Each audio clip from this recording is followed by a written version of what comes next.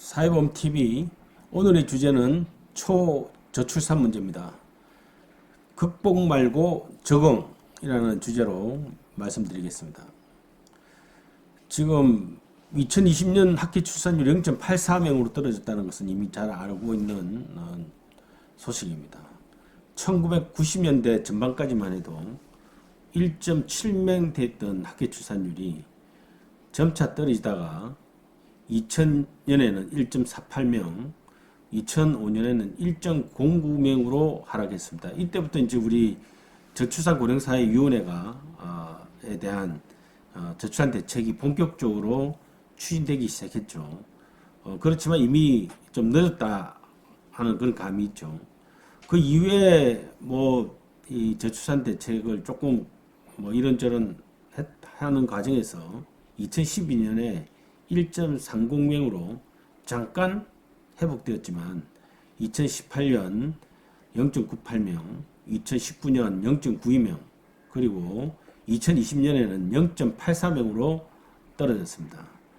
0.84명은 OECD 국가뿐만 아니라 전 세계에서 최저출산국이 되는 것입니다.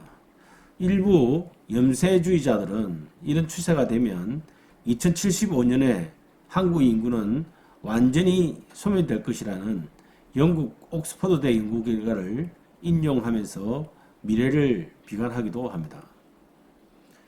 지난해 말 정부가 2020년도 출생아부터 영아수당을 도입해 2025년까지 월 50만원으로 지급하고 기존의 출산 바우처는 총 200만원으로 확대 개편하고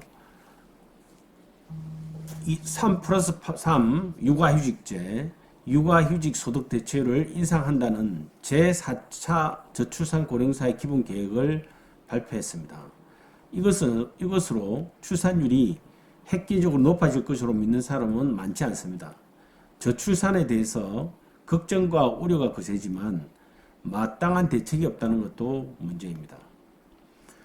1990년대 초반 출산율이 1.6명이었던 프랑스가 국내 총생산의 5%를 가족정책에 투입해서 2.0명 수준으로 끌어올렸다 하는 그런 사례를 들면서 우리나라는 국가 예산이 너무 적어서 저출산이 개선되지 않는다 하는 주장이 있습니다.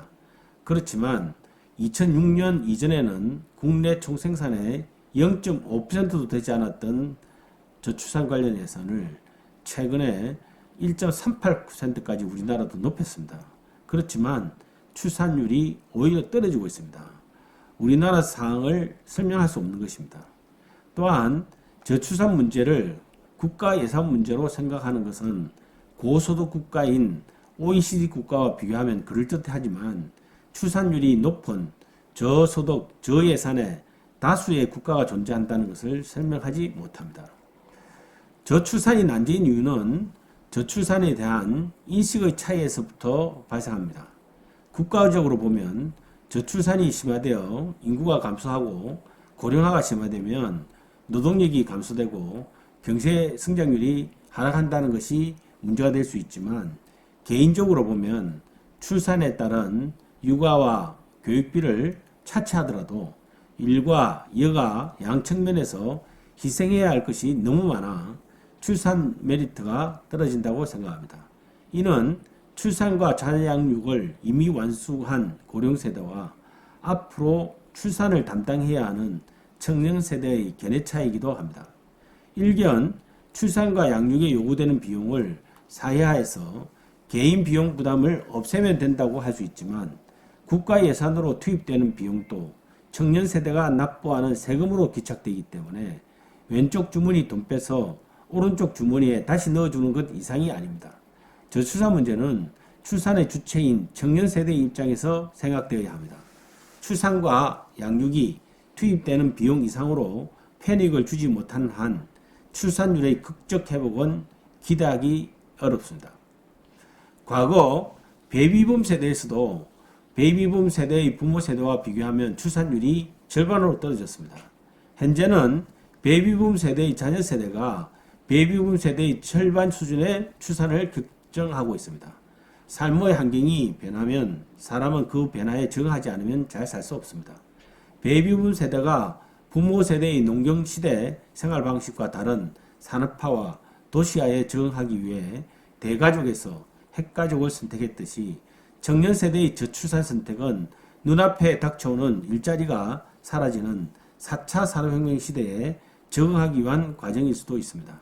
이러한 관점에서 보면 저출산은 우리 사회가 극복해야 할 과제가 아니라 적응해야 할 과제가 됩니다. 저출산 현상을 막연히 근심 걱정하기에 앞서 저출산 고령 사회도 지속 가능한 국가 시스템으로 대한민국을 한시바피 재편하는 것이 성길 가져라 할 수 있습니다. 저출산에도 끄떡없는 사회가 되면 저출산 문제도 없게 되는 것은 자명한 이치입니다.